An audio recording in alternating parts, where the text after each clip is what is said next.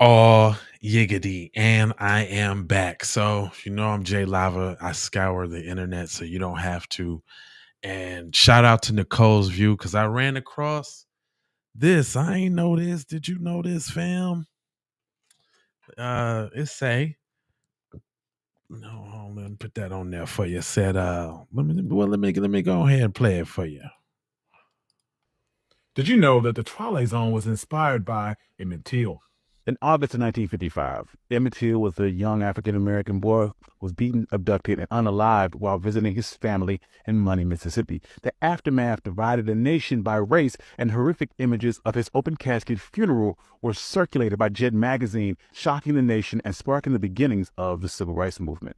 Rod Serling at the time was a 30-year-old up-and-coming television writer and producer and was conscious to TV's potential for social good. He believed that writers had a duty to challenge their audience and reflect on issues of their time. Sterling noted that the writer's role is to be a minister of the public's conscience. He must have a position and a point of view, and he must see the arts as a vehicle of social criticism.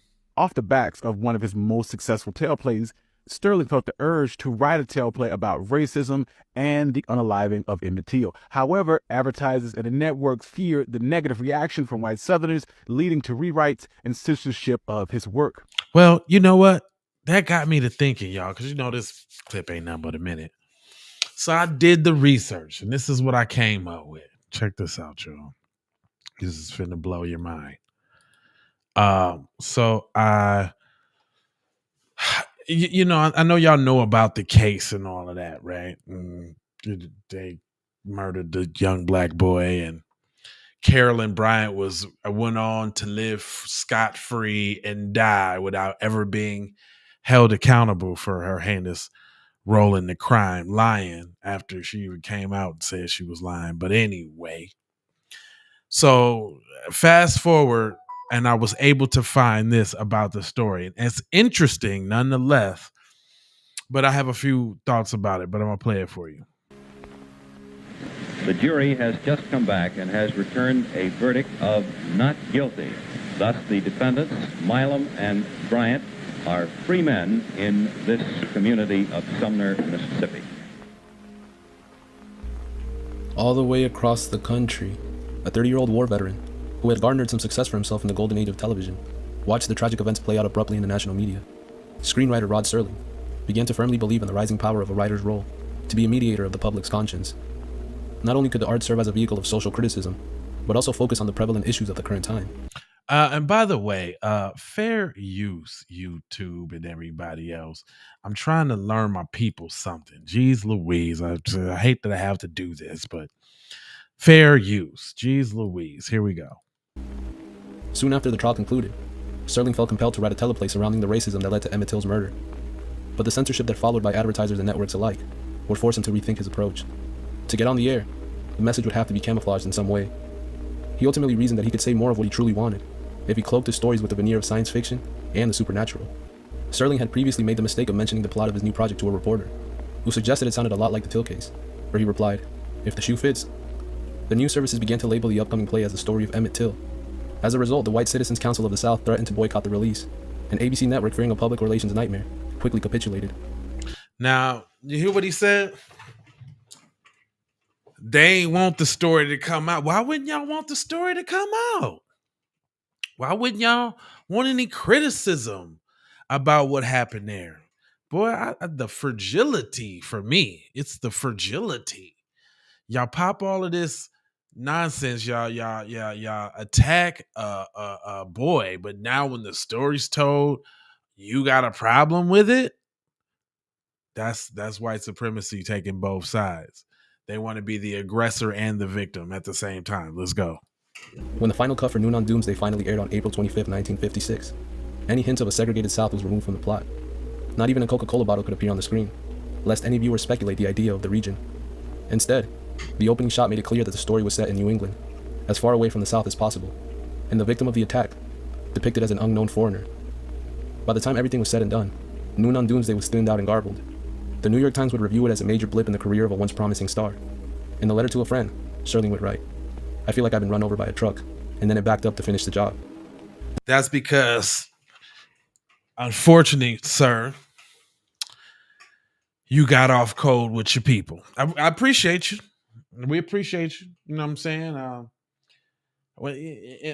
Matter of fact, I don't think appreciate is the right word. I understand you. You know what I mean? Because you might have felt compelled out of, the guilt of what your people was doing.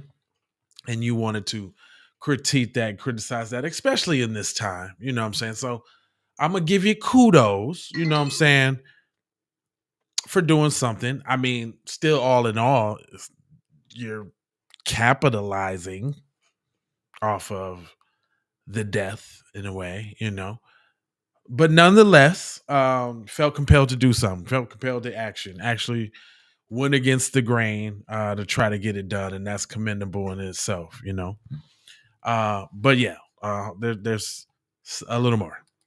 Despite his attempts to salvage the story, the theatrical version was never published or performed in his lifetime. However, Serling wasn't done with the Emmett Till tragedy. Once again, this time with the CBS network, he attempted to tell the story. One thing real quick, do y'all see them cameras back then? Jeez Louise. Look at that camera, sir. Look at them lenses. So if you look, and these is lenses right here. 1, 2, 3, 4. These is lenses. But look at them electronana kicks. Boy, that looked like a transistor radio. That joint. And they was and the TV quality was still garbage. That's the thing. They was doing that and still getting garbage TV. Hold on. Story of a lynching in a small town in Midwest America. After a lashing from executives, Serling had to move the story back 100 years, erase any direct allusion to Emmett Till, as well as any racial dynamics in the script. This production was now titled, A Town Has Turned to Dust, still communicating Serling's desired message. This would ultimately lay the groundwork for what was about to come. I hope I haven't done these stories an injustice because they'll be much better told by actors in front of the camera, as you'll soon note in the picture you're about Hold to on, I can't speed him up. This is the guy getting ready to talk. I can't speed him up because he don't talk as slow as dude do. Jeez Louise. Here we go. I hope I haven't done these stories an injustice because they'll be much better told by actors in front of a camera, as you'll soon note in the picture you're about to see. All I can tell you is that we think the Twilight Zone is pretty unique. We think it'll be much talked about, and we think it'll also be enjoyed. We think it's the kind of a show that will put people on the edge of their seats, but only for that 1/2 an hour. We fully expect they'll go to the stores on the following day and buy your products. We think it's that kind of a show. So now the ham walks off to allow the real object and point to entertain you. The pilot show of your series. Earl Holliman, James Gregory, starring in Where Is Everybody? So, gentlemen, please sit back and take your first trip into the Twilight Zone.